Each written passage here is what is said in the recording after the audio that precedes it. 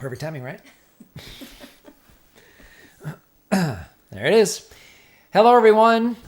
Welcome to the Desert Farmer Podcast. My name is Dwayne. I'm Lori. And this is the Desert Farmer Podcast. All right, this is a good start. You guys have to let us know, make sure the sound is okay. We'll try to get Lori to talk into the microphone this time to be nice and loud so everybody can hear us. So it is May. How do you feel about that? About May? Yeah. Well, I'm looking forward to harvesting all the stuff that's going to be ripe, but I'm not looking forward to the heat. That's right. So obviously it's warming up, which means things are starting to ripen up. We're going to share a couple things with you guys today here on the stream. And I guess the biggest thing with May and June are our two busiest months as far as harvesting is concerned, right? Now we actually get a harvest from something on the farm every single month of the year, from one of the trees, vines or shrubs. So either, blackberries or grapes, or one of the trees. So we get that every month. Obviously having citrus, it helps that, but there's a really short window where it seems like almost everything is ripe, right? So before we get into that, let's say hi to some folks that are joining us here. Looks like we got some of the regulars here. Rob, what's up, man? So yeah, I saw you in there early when I posted that comment. And it looks like Deb is with Rob also. Oh, very good. Hi, Deb. How are you? We're doing good here. Daryl, how you doing? Got Abid. Abid, see you there as well. Iris dude. Yep, Iris dude. How's it going, guys? Hey, you guys, well, we'll probably say it one more time, but if you guys can just like the stream, that really helps to kind of get the word out, especially while the stream's going. We try to get our live stream set up the day before so everybody knows when we're going to be live, but people get confused over time or whatnot. But this, if you guys like it, it helps put it into the algorithm and it helps us out to get more folks here. Mm-hmm. So back to May. So May is when we really kick off the harvesting season, right? Mm-hmm. So before May, what are we harvesting? Before May, so April, we're harvesting loquats, wrapping up some of the citrus, and we start into mulberries. Correct. So that in mulberries starts in April, and then we really kick it into high gear in May. And so today, what we're going to be showing you guys is we got a few more folks joining, and we can start answering some questions, is we actually are going to do a quick taste test. So for you guys that are asking questions, we're going to get back, promise. But we have 3 mulberry varieties that we're going to try today. We have a blackberry variety that we're going to try today. And we have a special guest that actually survived into May because everything is about 2 to 3 weeks late this year. Yeah. So what we want to do real quick, we want to show you guys mulberries. So, here, let me take these. Ooh, almost snuck that in there. Those are coming back. So I'm going to make sure you guys can see this okay. So I'm not sure if it's going to focus. It probably won't. But we have our ever-bearing mulberry right there, the little one.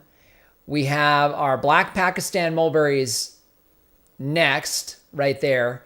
And then we have our Shangri-La mulberries there. And then these 2 big boys at the top, those are actually prime arc blackberries.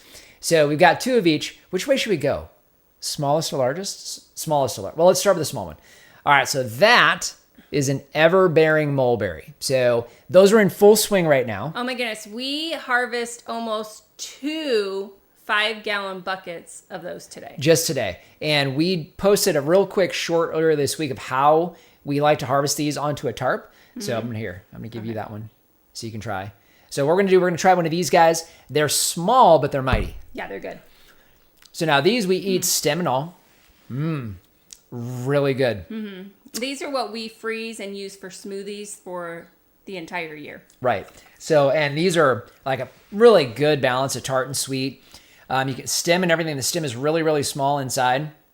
It tastes a lot like a blackberry, a sweet blackberry. Those were perfectly ripe. Yeah. So we get literally thousands and thousands of those off of 3 trees. So, and yeah, in smoothies, because of the stems, chops them right up. They're just fine. All right, we're going to bounce over to a bigger one. So let's go from the smallest mulberry we have to the biggest one. So you guys can see that one there. This is not as big as they get. So they'll get another inch or so longer. This is only about 2 inches long. They usually get to about 3 or so inches. This one's perfectly ripe. So there you go. So this is a black Pakistan mulberry. So we're going to try these guys here for you here real quick. And I don't eat the stem on this one.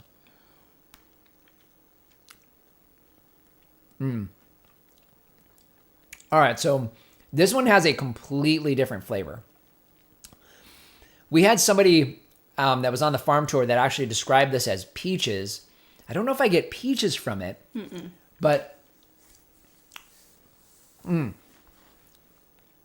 it's almost just completely sweet. It's all sweet. There's no tart at all. There's no tart. When they're fully ripe, there's no tart. And those were perfectly ripe. Yeah. So now we're going to do a separate video, I think, on berries in general and talk about growing these. But I can tell you the challenge with the black Pakistans, they don't hold on the tree well at all. No. So if there's just a slight breeze, all the fruit just starts to drop. And because they're so sweet, the sugar content's very, very high. They hit the ground, they stick to everything. So, all right. So next one up, we're going to stick with mulberries. This is a Shangri-La mulberry. So a little bit smaller. It's about an inch, maybe inch and a half. So it's about half the size of a black Pakistan.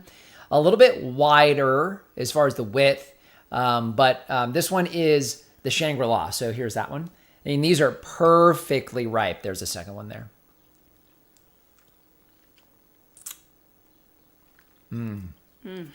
Oh. Those are my favorite by far. Oh, yeah. They're so good. So now the black Pakistan, I would say there's a little bit of almost like a honey flavor. It's almost too sweet for me. It's really super, super sweet. And honey is the best way for me to describe it.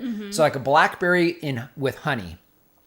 This just tastes like a straight berry, like a blackberry, a really almost perfect balance of tart and sweet. Wouldn't you agree? Yeah. I mean, It's really. very little tart when they're fully ripe. Yeah. But yeah. But very, very good. All right. So next up, if you guys can see that, that is, I think it's getting it. That is a prime arc blackberry. Now, size, that thing's a pretty decent size. I'm going to say about the size of a ping pong ball almost. Yeah. Right? Bigger than quarter size. Yeah, bigger than a quarter. So and this is perfectly ripe. These berries do get really big. We get hundreds of these off of a couple different bushes. And these are just starting to ripen up. So you get that one. Ooh, this one's soft. So it's going to be nice. It's going to be really good. So these just pop them all the way in. Really good. Very traditional blackberry flavor. After having the mulberries are definitely sweeter than that. So that is definitely more tart than sweet. Seeds, obviously, you don't have the seeds in the mulberries. So you have kind of that pit. Pit's not the right word, but you know how it is when you have blackberries. But really a very, very good blackberry. Yeah. Right? Very good. And which makes a fantastic wine. Yes. That is my favorite. I think that's my favorite fruit wine now is the blackberry. Yep, really good.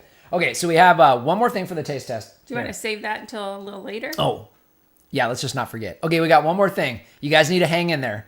Okay, we're going to try one more thing with you guys, and it's actually a new variety of a fruit that normally has already completely finished at this point. So we're going to come back to that because I think we got some questions. So let's get to your questions here. here. We have Mars. Any wine making with your recent mulberry harvest? Okay, so we are still, so what we like to do, okay, let me back up. We will be doing a mulberry wine, and we've done them with everbearing mulberries in the past, Shangri-La mulberries, and black Pakistan mulberries. Last year, we had a hiccup with the black Pakistan, and the wine got oxidized, so it's basically brown. We haven't tried it. I don't know what that's going to taste like. The Shangri-La, I think because it has some tart, so a little more acid, didn't have that issue, so we didn't have to be as cautious not knowing. And so that is the one we are going to definitely make wine from. The everbearing we use for smoothies, so we don't use that for wine, but that tart was sweet. So the acid content in the Shangri-La makes for a really, really good wine. And we are kind of focusing on that this year. So that actually is always the very first wine that we do. We're also going to be doing something different this year as far as the yeasts we're going to use. We're not going to shoot for the super, super high alcohol content this time. We're going to try to keep some natural sweetening in the wine and use some yeasts that don't survive quite as high as far as alcohol is concerned. So we're going to try to keep some natural sugars, not add any sugars. So for the first time, we really get a good idea of what that mulberry wine is going to taste like, completely natural. So that's our goal this year. So to answer the question, we haven't made it yet. No, not yet. We have to wait until we harvest everything. You can just close that. All right, and then we got Abid, the Jujube guy. Yum mulberries. Yes. And we have, hi all, what do you use to prevent plum? I'm not sure what that is. I think they are always in my plums. So is that some type of pest, I'm assuming, like a borer of some sort that winds up in the fruit? I don't know what that is. So you're going to have to, if somebody knows, or if you know, if you can describe that a little better, let me know. We don't have any pests that get inside the fruit here. So I think a lot of that has to do with our weather, extremely dry. So we don't get much in the way of pests. Birds are our biggest problem in the fruit itself. And then once the birds peck it, we'll get ants and things like that, but we don't get any type of pest or bug inside the fruit. So we haven't had to deal with that. Yeah. All right. Hello from Portugal. Oh, wow. Hi. Howdy in Portugal. What time is it in Portugal right now? I'm curious. I would think that's got to be, 10, 12 hours ahead? So are you a night owl, or is it like evening time? You have to let us know. I always give friends thumbs up. Thank you, Abid. And then my blackberries are just turning red. Yep. So they're right there, Rob. They're coming soon. So actually, most of ours are still green. Yeah, we've only gotten a few harvests, and it's only been, a few handfuls. So And it hasn't been a lot yet. I did notice that the heaviest one is the oldest set. So it's the oldest bush. Yeah. So the one that we put in when we first moved in. So 4 years ago, that's the only one that has a decent fruit set on it. The other ones that we transplanted and the ones we started in the bed next to it a year later, maybe 2 years later, there's not nearly as much. No. And then we have my brother. Oh, hey, Joey, what's up? Hey, brother, miss you guys too. And then let's see your tongues. Is it purple? Uh-huh. I'm not like Kiss. All right, and then we have hello all. Oops. Okay, we need to catch up here. Giant blackberry. Yeah, the blackberries are huge. What's your thoughts on a 3-year-old pomegranate, 6.5 feet tall, 3 feet wide, that is only producing male flowers? Is it still too young yet? So it sounds like it probably is at 3 years old. It's a decent size. So my guess is that's probably what's going on. For you, from what I remember, you're in Louisiana, so correct me if I'm wrong. So a bit colder, and also a lot more moisture. So here in Arizona, our pomegranates are in ideal weather. Pomegranates are native to kind of the Middle East. So our weather is absolutely perfect. And so we'll get 6-foot tall trees in the first year, and then we prune them back from there. So my guess is that's probably what you're finding. We get a lot more male flowers than female flowers here as well. So you do get a lot more of the males. I can't give you a number, but I'd say probably at least 4 or 5 to 1 male flowers versus female flowers. So we do see something similar. All right, and then we have Masood. Hello farm. Mm-hmm. Hey, how's it going, Masood? So Don't know the translation. nope, Sorry. nope. But thank you for being here. That's awesome. All right, Darlene, where can we buy these fruit plants you are showing? Okay, so that's a great question, and thanks for the setup. I think we owe her for that one. So maybe a berry next time you're here. But we had no intentions of being a nursery. Still really don't have any intentions of being an actual nursery. Fruit trees are a passion of ours. You guys know that we support folks like Reed at RSI Growers and some of the local guys here. But one of the challenges that I think we've had and a lot of folks have had are a couple different things. Number one, the wrong varieties, especially when it comes to mulberries, and also figs. So we have a couple of fig varieties that we are partnering with somebody here in Whitman that is a propagator. He does it for a living. So he's taking all of our cuttings from our Shangri-La mulberry and also from our Black Pakistan mulberry, because those two seem to be the most confused when you buy them in a nursery. We've been burned by that twice on black Pakistans, not actually getting a black Pakistan. And we've got several people that have bought Shangri-Las and they clearly haven't been. So we're working on propagating those two, and then the Panache and Violet de Bardot fig. So he's working on those. You guys will see more content coming from us because we're trying to figure out how to build shade structures and a little mini nursery and that kind of stuff. We're hoping to have those grown out completely in pots this fall. So we're keeping our fingers crossed, but we're hoping that we can be a source for you there. And if not, online nurseries are good. Challenge is just making sure you get the right variety. Again, no faults of their own. They just sometimes don't have the right one. And then a few local nurseries here. Richard's Garden Center, they've had mulberries in the past. I know Seamus has had them as well. So timing, usually that's fall through spring. I don't know what everybody has right now. So good question. All right. And then the plum bug was, yes, a kind of worm. A worm and inside. So I don't know. We don't have that challenge here. So my guess is if they're getting in when it's flowering, I'm not really sure what you would do. If they're getting in after it's flowered, you could use organza bags. That may keep them out.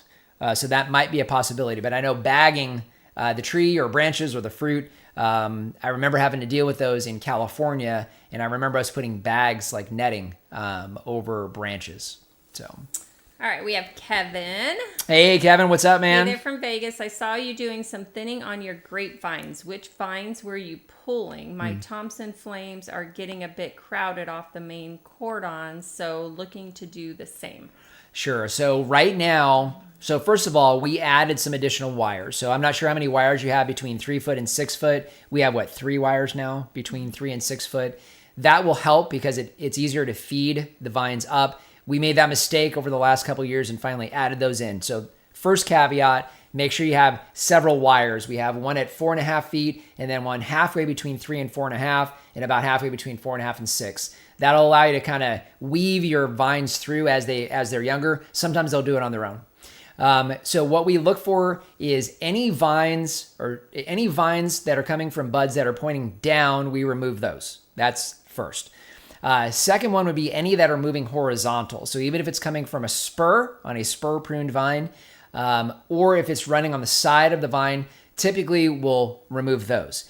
So we're focused on the vines that are already going more vertical and they're spaced correctly on the vine itself. So if you think the vine's going this way, you want to have the shoot going this direction, maybe slightly back or forward on the vine. You want them to be as vertical as possible so you can feed them through the vines without them breaking.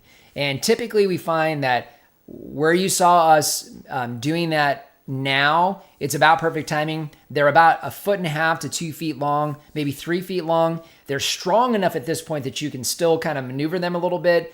Just be careful because it's very easy to break them off still. So again, why you want to have them already partially vertical. So that's what we do first. And then what we'll do as we get in further into the season, like with the flames now, we'll actually start pruning some of the longer vines back, which we haven't done a good job of in the past because we don't want them giving too much shade to the fruit as it ripens here over the next 30 to 45 days because we're getting there as far as that's concerned. So anything pointing down, anything pointing out, anything going horizontal against the tree itself, we'll typically remove those and stick to the things that are already vertical. That'll thin it out plenty. All right. With your talent in growing fruits and vegetables, do you plan to ever make any hot sauces? Chili peppers. Man. So, how many chili plants do we have right now?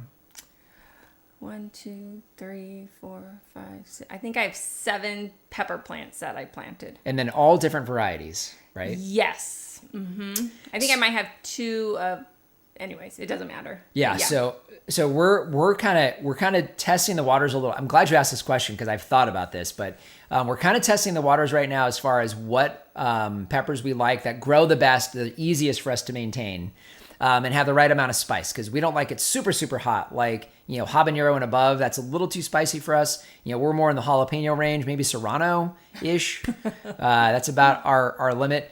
But we have several varieties we're starting here this year for the first time. We have them planted in the berry cane patch as well as the beds because you guys know if we don't get too cold, those can survive a few seasons. Mm-hmm. So I don't know, maybe possibility. All right, we have 22 hours. 22 hours, yeah. Oh, okay. Perfect. That's perfect. So it's afternoon. Let's see. Hey, George, how's it going? 2 hours, wouldn't that be 10 o'clock at night? 22 hours? No, it's almost a day. 24 hours would be a he's day. talking about like he's 22 hours ahead Correct. of us. Yep. Okay. Yep. So afternoon. Got it. Okay. Still counts, George. You're here.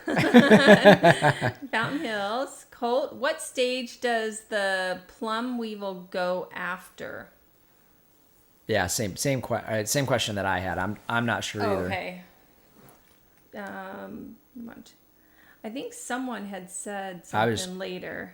Yeah. So it looks like Rob responded to Colt saying that he just looked it up in early stages of fruit development. Okay. Yeah, that's going to be a challenge. I'm not sure without spraying. Yeah. Hey, Pam, how's it going? Rob also, I know my fingers and tongue is purple from eating the berries. Oh, yeah. For sharing. Oh, yeah. And Pam. Hi, Pam. We got Kevin. Thanks. Miss you guys. Yeah, Kevin, we got to see you one of these days. I know we always count on you coming here from Vegas at least a couple times a year. Maybe this fall. All right. And then we have Alan. What's up, Alan? What's up? I don't know what that is. Mars Gold. Wait, yeah, translate for us. We don't have translate right there, so we can't see it. No. All right. All right. Robert. Hello from Florida. Hey, hello in Florida. Is that Aaron? And Hey, Aaron? Aaron. Yep. We just started making our first batch of dwarf everbearing mulberry wine. Primary fermentation started yesterday. Thanks for your Healthy Farm Living videos. Awesome. That's so cool. That's so cool. I will say the videos we've done on mulberry wine, you're already going, is acid. So you had to test the acid. So obviously it's already done. It's already in the primary. But if it's the everbearing, you may not need to do a whole lot, we've found. Every berry is a little bit different. So you have to let us know how that turns out for you. All right, habaneros are great in a relish dish. Ooh, Very yeah. smooth flavor. Our neighbor's family specialty from Mexico. Very Great nice. stuff. Very nice. And then Mars Gold 22 hours is 10 p.m. I believe. Oh, is that what it is? I don't know. You know how like If it's 24 hours, it would be the same time, right? I don't know. Anyways, it's math. I'm trying to do doesn't math. matter. It's not going to work. Okay, so hi friends. Emily, 12 hours is noon and 22 hours is 10 p.m. Okay. So that's what I was thinking of, like military time, because 22 hour. Okay. Yeah. Oh, I see what you're saying. As military time meaning 10 o'clock. Yeah. 10-4. Got it. Yeah. Okay, so that is a type of pepper plant. Ooh. It's not too spicy, but pack quite a punch. So, is it ahi? Ahi charapita? That's what I'm guessing. I'm sure you'll enjoy growing. And then Aaron, our acid is 3.5. Okay. Yeah. So that's good. So, obviously you're going to find out and you can adjust it next time around. So, all right. Very good. I think we got to all the questions. That's awesome. Hey, one more time, you guys, if you guys can like the stream, that'd be great. That helps us out a lot. So, as far as harvesting, so this year we got frost at the beginning of April again. Second year in a row, we've gotten frost in April. So, you guys in the city didn't quite get that low, but we got that cold snap at the beginning of April. So it threw all of our fruiting and everything else kind of into a tizzy. So the loquats really struggled. Really struggled. Put a lot of fruit set on. In fact, I've got a picture I'm going to try to post on Instagram later today or tomorrow. And you'll see just how much fruit production was on there. It was a lot. The problem is ripening. So we've gotten champagne loquats as early as the end of March. We didn't get champagne loquats until the farm tour. And they were They were just starting. So that was the third week of April. So we're about 2 to 3 weeks behind. We haven't harvested the garlic yet. We haven't harvested the itoy onions completely yet because they're just not quite done yet. So at this point, we should basically be done with all of our loquats. But we're not. We're not. So we have 4 varieties of loquats here on this farm. We may be adding more here soon. But the old farm, we had the Yehuda only. Fantastic loquat. Very, very good loquat. I want another one. There you go. So we have the champagne loquat, which is the earliest ripening. Very, very good loquat. Typically a little thinner skin than some of the other loquat varieties. We have the Macbeth Loquat, and the tree itself has got, I think, some disease to it. We're going to see whether or not it survives, but still put on hundreds of fruit. Very good Loquat. And then we've had the Gold Nugget, which is ripening about now. Very, very small fruit. In the hotter, drier weather, we've noticed that the fruit quality is not quite as good. Yeah. Right? And much, much smaller fruit. Now, the other variety that we're growing here is what? The Big Jim. Yes. Now, the Big Jim has been in the ground, same as the rest, for almost 4 years. It'll be 4 years this October. We got no fruit off of it, and we're about to pull that bad boy out because it was grafted and wasn't giving us fruit. But this year, we did get fruit. We got fruit this So I've got 2 of them here. Yeah. So I'm going to show you guys what a Big Jim Loquat looks like. So that is a Big Jim Loquat. Let me get my face out of the way. Hopefully that's coming in good for you guys. So got 2 of them. So you get an idea of these.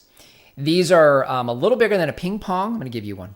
These are a little bigger than a ping pong. I'd say, so somewhere between a ping pong and a billiard ball maybe, right? So you can see shape pretty much almost perfectly round.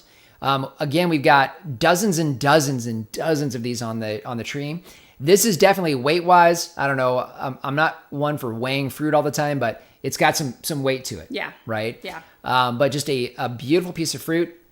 You can see the flower end there. Kind of looks like a persimmon.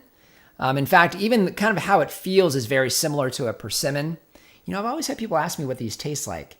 I didn't think to compare it to a persimmon, but either way. So size, that's the stem end there. I popped the stem off on this particular one.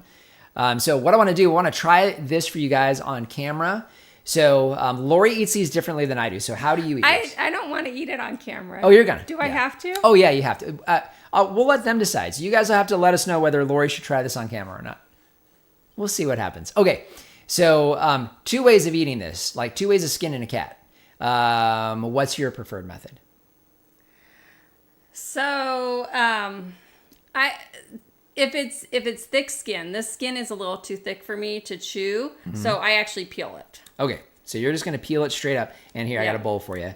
So lift yours up so they can see. So you guys can see it actually peels. It peels really easy, really good. The skin on here is a little thicker, so it does peel easier than some of the other varieties. So is that completely peeled? Yeah. Okay, show everybody. I'm going to have this one not peeled. So that's peeled. So I think it looks like cantaloupe, like a melon. Yep, a lot like a melon. All right. And then, so I don't do that. I like the skin because there's, antioxidants in the skin. So I'd prefer to have the skin with me. It is a little thick. So all I do is I take the flower end there and I just bite off the flower end. Sorry about the ASMR, guys. All right, so then I've got that going on there. Oh, you are eating it. Good, because they're telling you to. At least Rob is. All right, so that's that. Lori's going to eat hers. I'm going to take a bite of this one, and we'll show you the inside.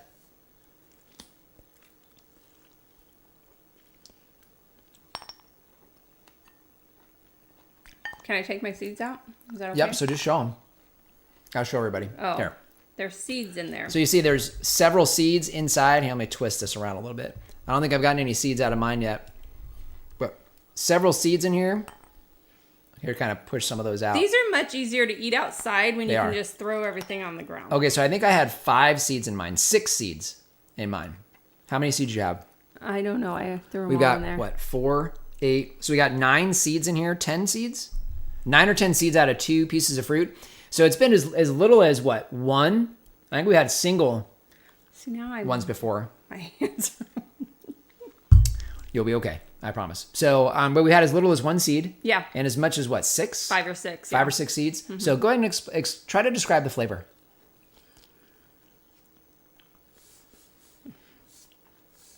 I think it's a cross between like a melon, so cantaloupe, and orange flavor is what I think. But we've had a lot of people tell us apricot, mango, Yeah, a lot of and different things. I don't think I taste mango at all. So I've got the skin, so it's a little chewy. Very sweet. There's very, very little tart. So a little tiny bit of acid, right? So just a little bit. As far as the texture, I'd say the texture, you want to go wash your hands? I need to, but Go. I don't know how to get out of here. I'm going to, Carefully. I'm like carefully. I'm trapped in here. Sure, drive. All right, I'm gonna try to describe this flavor, but you're gonna have to. Yeah. Sorry, guys. Hate to see you go. But that's why I didn't want to. Love to watch you leave. All right. So back to the flavor. So texture is probably somewhere in. So if you get like a ripe cantaloupe, I'm going to say it's similar to that. So if you took a cantaloupe and a really sweet orange, like you've got some of your like really sweet clementines, like a cutie. I would say something like that or something close. Did you bring one of those for me by any chance? I brought it with me so I can share. Thank you. So very good. And then the seeds, you guys can see the pits there. So these pits you can plant. And actually we're going to try to start the Macbeth in case we lose that tree. And these guys here, the biggest thing with this is you need to make sure they do not dry out. So if you're going to keep them in the fridge, that'll work. Otherwise they don't dry out. So that is a Big Jim Loquat. What do you think? It's so good, you guys. If you don't have a Loquat, I do recommend one if you can grow one because they are really good. And I think I really like the Yehuda that we had at the old property, so I want another one of those. But I think the Big Jim is my second favorite. The Big Jim is really good. It's really good. Yeah, it's really good. And the good size fruit. Good size fruit. I think the size of the fruit helps. It ripens a little bit later than the champagne does. This year it had no issues as far as the frost was concerned. Those are perfectly ripe. We probably have, 2 or 3 dozen more out there. So this is definitely one I think we would get enough production on these trees. We'll have folks out for a U-pick on that one. So, because, how often do you see a Loquat in the grocery store? I don't know that you do. I don't know if I ever have. Well, when's the last time you bought fruit from the grocery store, though? Except for bananas. Yeah. Yeah, working on that, though. It's been a long time. Yes. Unless it's apples for the pigs. Yes. So, very end of the ripening season there. So, next up on the ripening schedule is what? Peaches. Oh, peaches for me. Peaches for free. So the peaches come up next. We were looking at it yesterday. The Florida Prince peach is always the first one to ripen. And we got a couple that are so close. Yeah. So they swell quite a bit over the last week or two. We have a couple on there that are almost full size, nice red tinge to them, but they don't give quite yet. I almost have half a mind to go ahead and pick one because the birds always wind up getting the very, very first fruit because that's our test as far as when they're ready. We usually start seeing some bird damage. These don't have them yet, so we'll see. But that's up next. All right, let me see where we're at here. So Pam said that one pepper is Tabasco. Oh, did not know that. Here. And Robert, besides Everbearing, is there another to consider? Shangri-La. I would say the Everbearing is great if you have a small space. The fruit itself, it's harder to harvest because there's literally hundreds of tiny fruit on there. You saw how small they are when we did the taste test earlier. If you were here, but they're tiny, smaller than a dime, but they do taste really good. And you don't the stem itself is not too big, and so that's why we use them in smoothies. And you can keep the tree smaller. It's a dwarfing tree. So our trees are basically full size. They're about 10 to 12 feet tall, and they're probably about 5 to 8 feet wide. And that's really about as big as they will get. So the Shangri-La mulberry, that is our favorite overall mulberry. Yeah. And we taste tested one of those with you guys today. Fruit size about 1.5 to 2 inches, nice and wide, probably about 1/2 inch wide. Beautiful, wonderful fruit. The only disadvantage to a Shangri-La is the trees themselves struggle a little bit in the summertime. So you'll get a fair amount of leaf drop, which happens kind of on all mulberries. It gets it more often or more than the rest of the varieties do because it's more of a tropical variety, but a wonderful fruit. And then a real good balance of tart and sweet. And then the Black Pakistan, very, very, very sweet. Fruit doesn't hold quite as well on the tree. The trees are massive though. So you would struggle to keep them down to size. You almost have to either probably pollard those trees if you're going to try to keep them in a small space, just because they're naturally 50, 60 feet tall and wide. So versus the other two varieties that are smaller. So.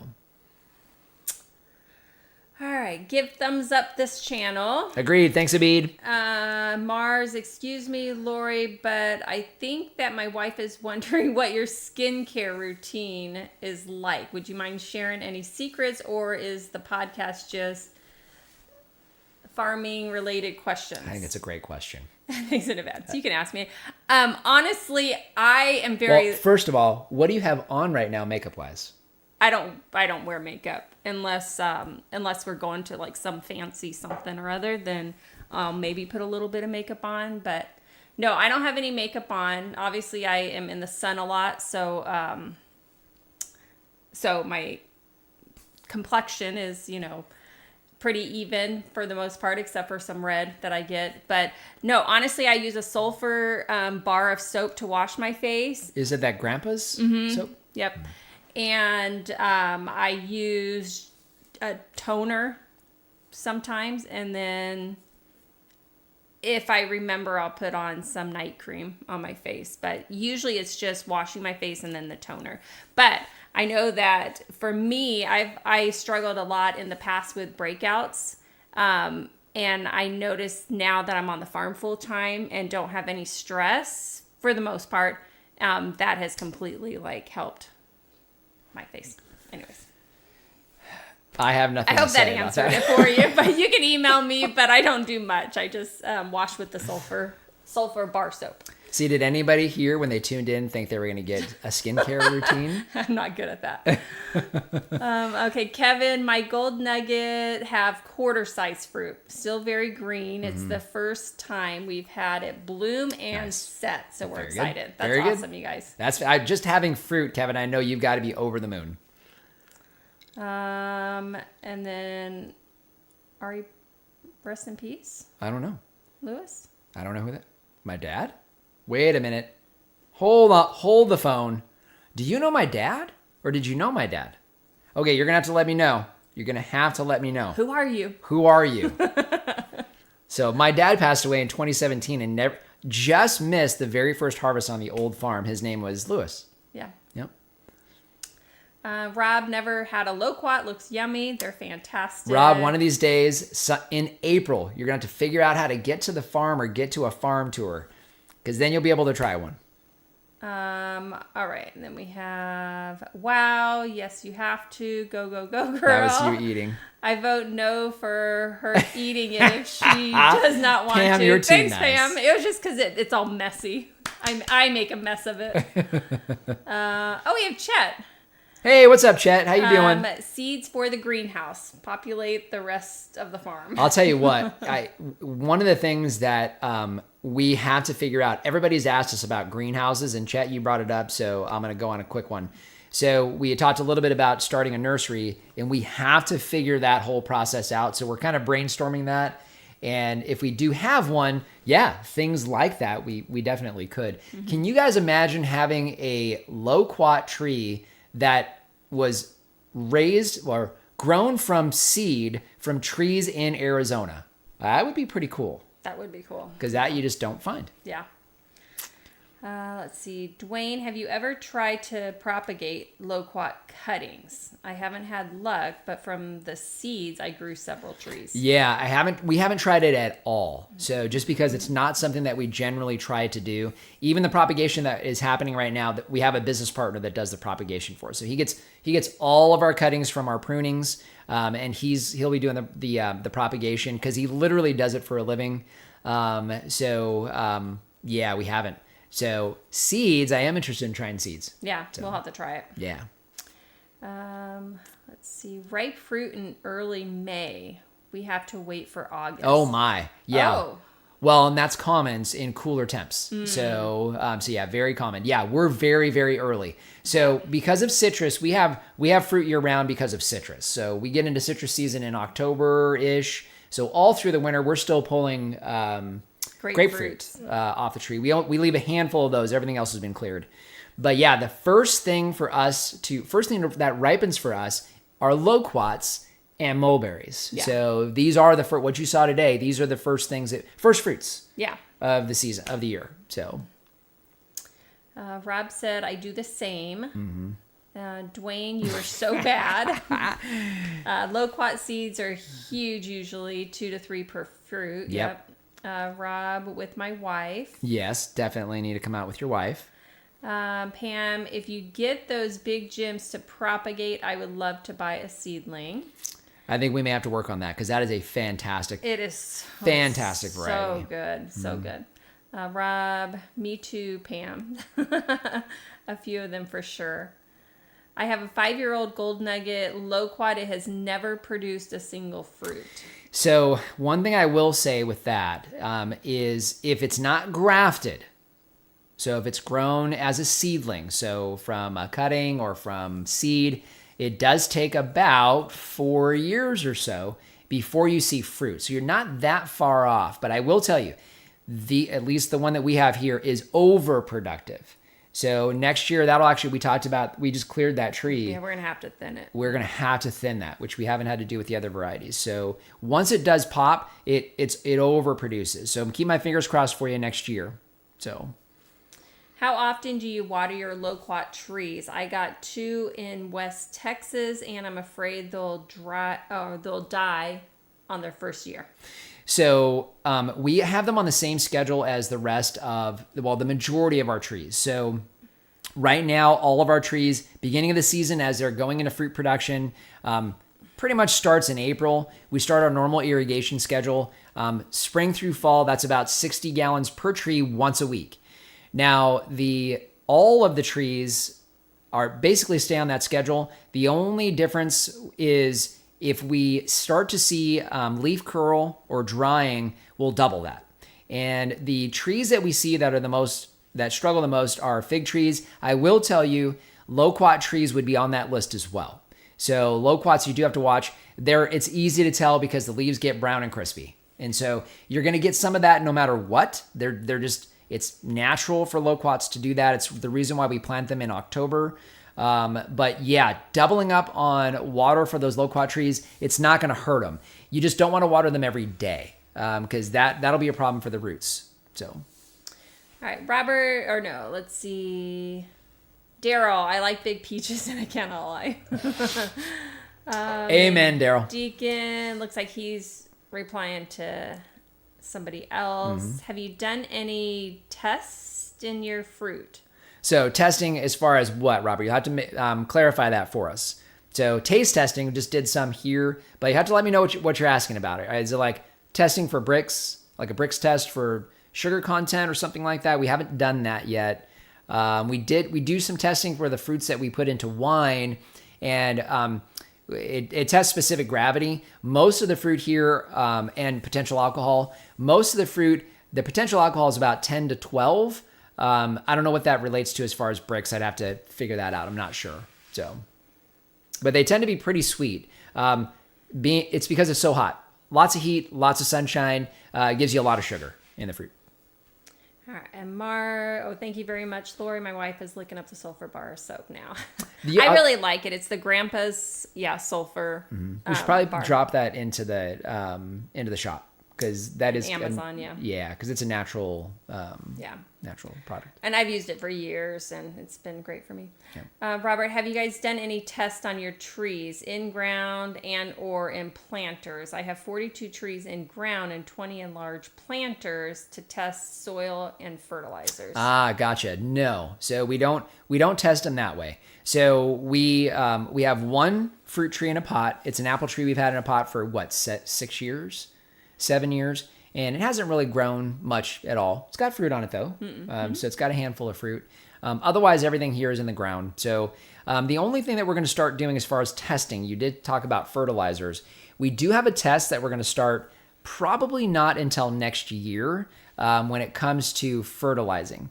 Because we get a lot of questions on fertilizing and how big of a difference that makes. We use compost here, so composted manures. A lot of worm activity around all of our trees when we dig around our trees because we pull back the wood chips to fertilize each time.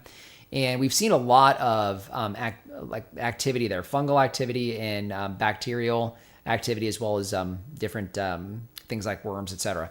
So we are going to do some testing with fertilizing or lack thereof without sharing too much, I think once we get into next year. Because one of the things that I would like to do more of, and you guys, if you tune in tomorrow, you'll see a video on this, is ground cover. And I think we have some opportunities there.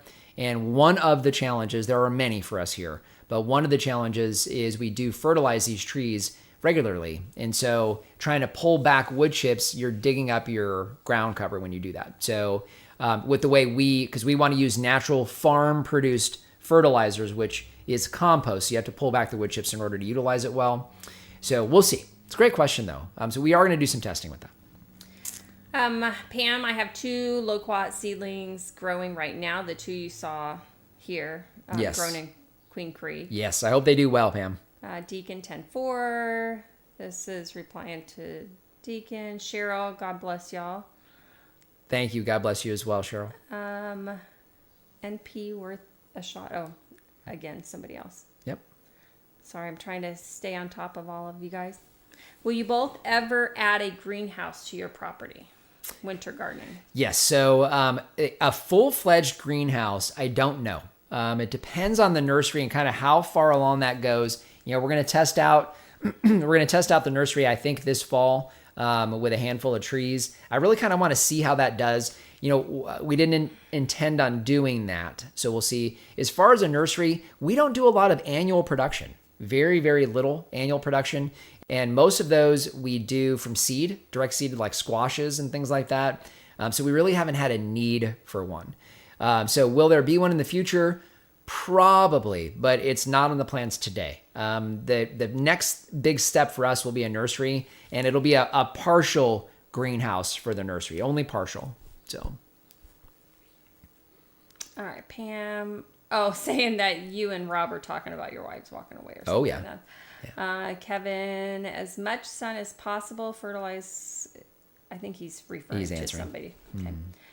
And keep the roots covered with mulch. Mm-hmm. Again, we just harvested our Flavored Delight apriums. Oh. They ripened early this year. Oh, wow. Oh, my goodness. That's really early, yeah. So I looked at those last week. They weren't even close. So they were getting a little bit of red tinge, but still completely green. Wow. My goodness, you're way ahead of us. That's awesome. That's fantastic. Okay, thank you, Kevin. Pam, how often do you water to give them the 60 or 120 gallons? So our automatic irrigation runs to give them 60 gallons once a week for all of our fruit trees. The exception is our pecans, our special children pecans in the back. They get a lot more water. And then our full-size black Pakistans are on that same zone. So they get about 90 gallons. And even with that, the pecan trees struggle. But the 60 gallons is once a week. In the middle of the night is when that goes off. How would you guys treat termites in mulch? Mm-hmm. I bought 10 bags from Lowe's and didn't realize until it was too late. So now my fruit trees are full with termites. Yes, and it's a wonderful thing. Don't do anything with those termites. I know that sounds counterintuitive because we all know termites around your house are a problem. So we treat the only place on this farm that has chemicals on it, the only place is around our house. So Lori would not have it if cockroaches and obviously termites will literally crash your building over decades. So we treat for bugs ourselves, and we do treat for termites for the house. We never touch any of those outside the farm because that is one of nature's wonderful ways of breaking down those wood chips. So they naturally do that. So that is a good thing. We have termites all around the farm, just not around the house. The termites are going after dead wood. Obviously, your house, it's hard to think of it this way, but it's true. It's all dead wood. And so that's what they're going after, and it's why they're eating your wood chips. So that is just nature's way of breaking them down. So they're actually helping you out. Eventually, that will be wonderful soil.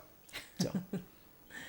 All right. Want to grow dwarf variety of fruit, which works best in wooden barrel planter. I thought about pineapple guava, but seems we don't like the taste. And we you know can that. Throw me some of the options. Okay, so if you're going to grow fruit in a barrel, it's similar to really kind of any other planter. If it's going to be a pot of some sort, you're going to want to stick with dwarfing type trees. The everbearing mulberry would be fantastic. It will do pretty well in something like a barrel. That would do well. If you're a fan of blueberries, we don't do that here. But blueberries, because you need to have acidified soil, most people will grow them in some type of planter like that. So those are two good options. Kumquats, citrus-wise, Kumquats actually do really, really well in pots. So they're a naturally dwarfing tree. They don't get very big. The fruit is fairly small, so you can get a lot of production in there. Those do well. And then there are just dwarfing trees. So I think the Bonanza peach is typically a dwarf, if I'm not mistaken. Just need to be careful. You need to keep that in shade because it does not like our sun. When it's in a pot, you'll kill it pretty fast. And it will require a bit more water. So, and then obviously as far as the barrel is concerned, it's not going to insulate as well as, say, concrete. So just watch your irrigation. I would keep it in at least partial shade, definitely midday shade if you're here in Arizona, no matter what you try. But those would be a good options for you. All right, so we have Robert here in East Central Florida, mostly sand. My inbox soil is a mix which helps trees grow twice as fast. Very Thank you good. for your answer. Very, very good. And you're in Florida, Central Florida. So I imagine similar zone, right? 9-ish in that range. So yep, that should be good. All right, Emily, is it 60 gallons of water per tree per week? Bingo. Yes, that's exactly right. So usually ours, again, they go off in the middle of the night. I think our earliest zone goes off at 9 o'clock at night, and they're watering. So different zones go off during the night. So.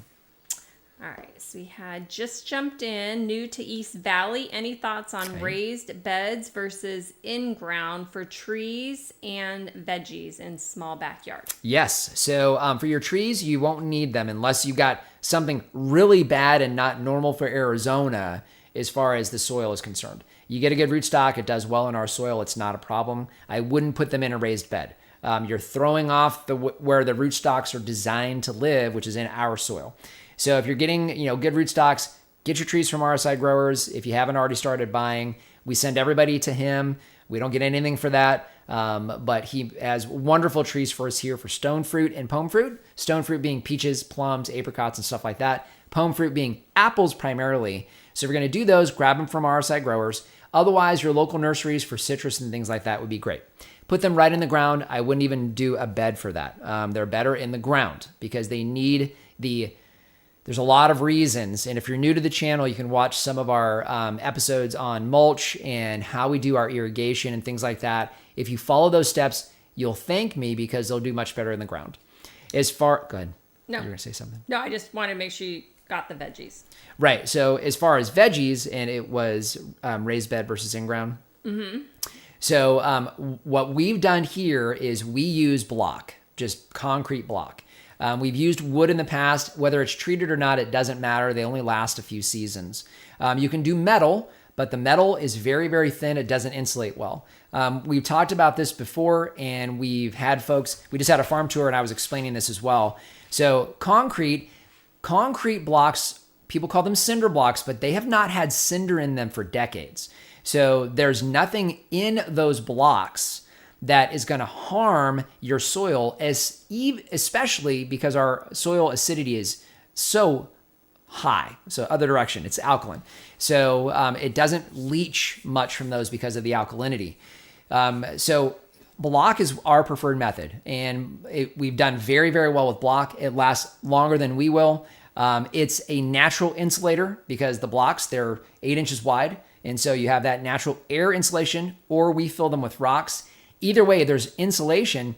You stick a probe down into that soil in the middle of the summer, it is far cooler in that soil than it is outside. So block works great.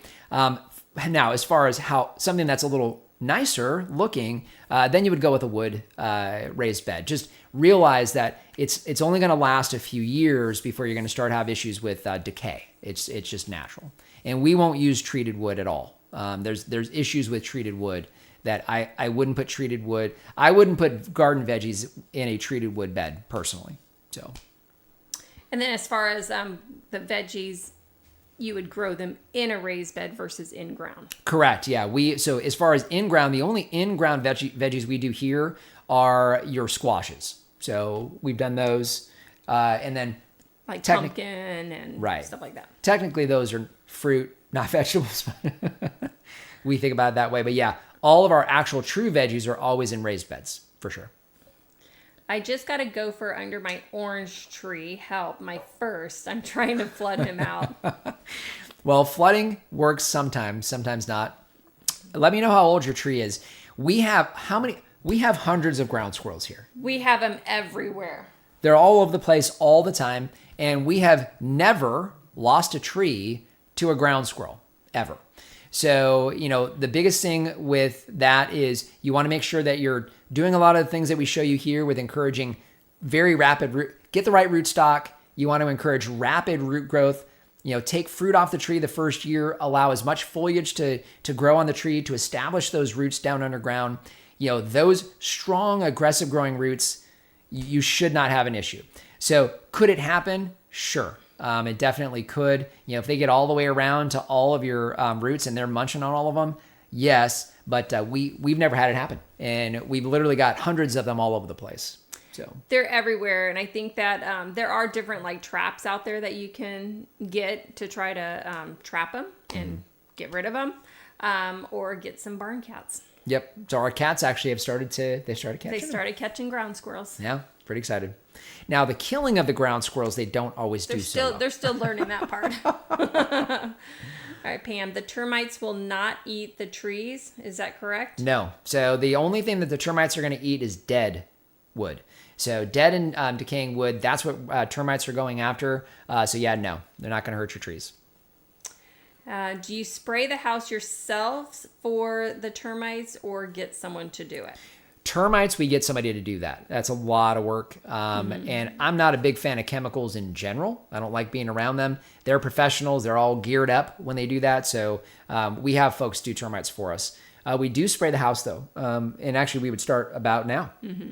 So we only do that basically spring through fall when there's a lot of activity. Otherwise, so as much as we're able to, we don't even spray the house. Yeah. So we don't do that winter. all winter long. So from November until about now, so for about 5 or 6 months, we don't spray the house at all.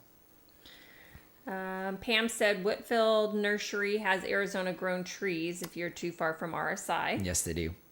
And then 5 years old for that orange tree. Okay. The for the ground squirrel. Okay. Yeah, and if it's a 5-year-old tree, I wouldn't be concerned at all. I think it came from the golf course. It probably did.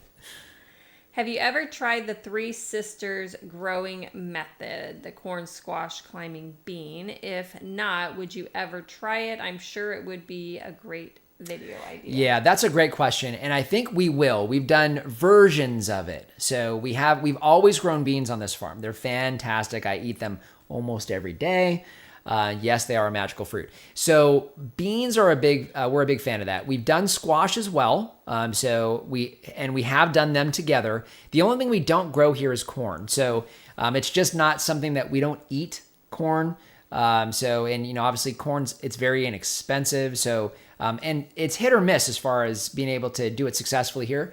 And so we've skipped corn, but we do have beans in with our sugarcane.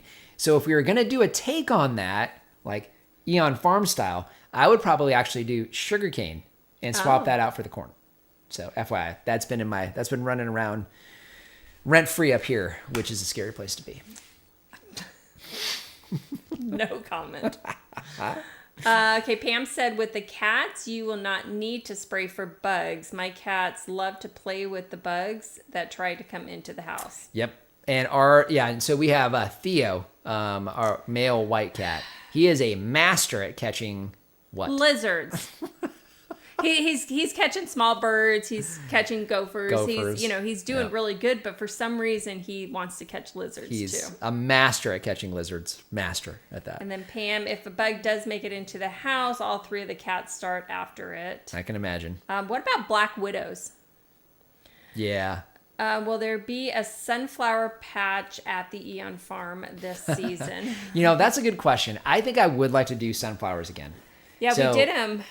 I don't think we did them at all last year. So I think it was the year before that we did sunflowers. The biggest challenge that we have is as soon as the sprouts come up, the quail, which are plentiful around here, completely devour all of them. So we haven't been successful with growing them the last couple attempts. So we'll see. Maybe we can get some in the fall. That'd be kind of neat to have that for the farm tour, wouldn't it? Yeah. right around Halloween. Yeah. I think it'd be neat.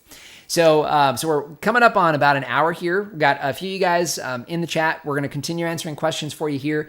One last reminder, if you guys could hit the like button, that helps, especially with the replay on all this. Really helps us out a lot. And I'm going to wrap up. Again, we'll answer more questions, but I just want to thank you guys again for being here today. This is the Desert Farmer Podcast. The goal is to do this every month with you guys so we can answer the questions. Had some fantastic questions here today. We tried to theme them so it goes along with the month and what's happening during the upcoming month. So that way you guys get a kind of an insight and a sneak peek into what's going on with the farm. We have some cool videos coming out for you guys here over the next few weeks. We talked a little bit about ground cover. Tomorrow's video touches on that slightly, and there's a tropical twist to that. So you're gonna have to make sure you tune in for that. We are putting some other content out for you guys because it was asked last year, which is shorter content of just views of the farm. So we've been doing some of that kind of content for you guys. You'll have to let us know how you like that. We try to do them more ASMR style where it's a lot of the farm sounds and noises and just a look into the farm as opposed to me yakking the entire time, which clearly I can do for an hour straight, except for your skincare advice. But again, we love having you guys here. Really appreciate you guys spending the time with us here today. You know, all of us are very, very busy, and you guys took this time out of your busy day on a Saturday to sit here and chat about gardening. That says a lot about you guys. I'm not sure exactly what it says besides the fact that you like green and you like growing stuff and eating your own. Yep. So we do too. So any other questions here? I'm just going to kind of go through real quick. We had Rob said that they grind the corn. So meal. Pam talking about bugs. Buy cats kill all the bugs. Pumpkins for spooky season. Yep. FYI, love your channel. Been watching since you started your current location. Wonderful videos. Awesome. Keep it up. Glad to hear it, Robert. When do crimson tide grapes start to grow? I don't know. I don't think we have any. No. Our cats like silverfish. Thanks for sharing. I love the shorts. Come on, you guys. There are 74 people watching, only 16 thumbs up. Dwayne and Lori, you're awesome. Blessings from George. I watched the George. mulberry tree shake video. That was a cool one, right? Thank you. Short Have and a sweet. great day, everyone. Thank you. Thanks for the show. Have a great month. What can we do about the ants? Ants, we don't do a lot about ants, honestly. So yeah, we used to try to pour, boiling water with vinegar in it down their holes, and that helped. That would help.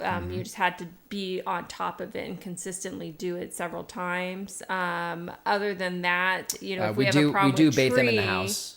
We do bait them in the house. So we use the taro ant baits, which is basically like, was it like borax or whatever it is? So we'll use those inside the house.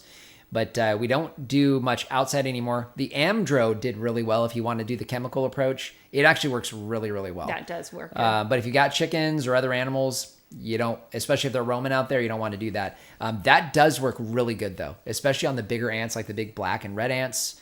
The smaller ants, I don't know. We just don't even really try. One of the things about ants, they dig down into the ground and they help with water penetration into the ground. So there is a benefit to the ants. Of course, when they're crawling up and biting your feet, it's not cool. Yeah. It sucks. And I think if you're having a problem with ants getting into like the fruit, we have used tanglefoot in the past where, as long as it's a single trunk tree, you can wrap it, put tanglefoot on it to make sure the ants don't get up into your fruit. Yes. Thanks for all your work.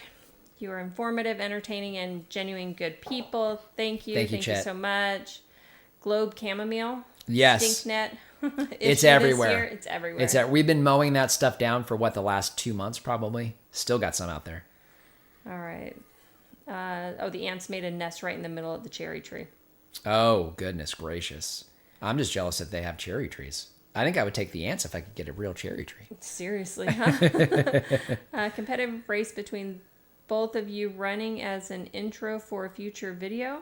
Oh, that's a good idea. I would fall on my face. I am horrible at running. Read the rest of it. Maybe even the outdo as an Yep. outtake. I think that'd be good. It would be a solid line of outtakes for Lori. It's awesome. That's a fantastic suggestion. Both are teachers. Please give them likes. Thanks, Abid. trying about the ants. Yeah. Yeah, than this cherry tree. Unless you go the chemical approach, you can spray them with soapy water. There's a lot of things you So can do. diatomaceous earth. Cheryl Yep, suggested DE. the diatomaceous earth for the ants. Yep, just got to make sure you replenish it. So any moisture, you have to put the DE back down. But yeah, if that's good. All right, guys, I think we're good. A little over an hour. Again, really appreciate you guys being here today. Hopefully, we'll see you guys again next month. So first Saturday in June, 2 o'clock Arizona time. That's 2 o'clock Pacific this time of year, and 5 o'clock Eastern time. So thanks again, guys. We'll stay here with you guys in the comments, but we'll see you next time. Love you guys. Bye. Bye.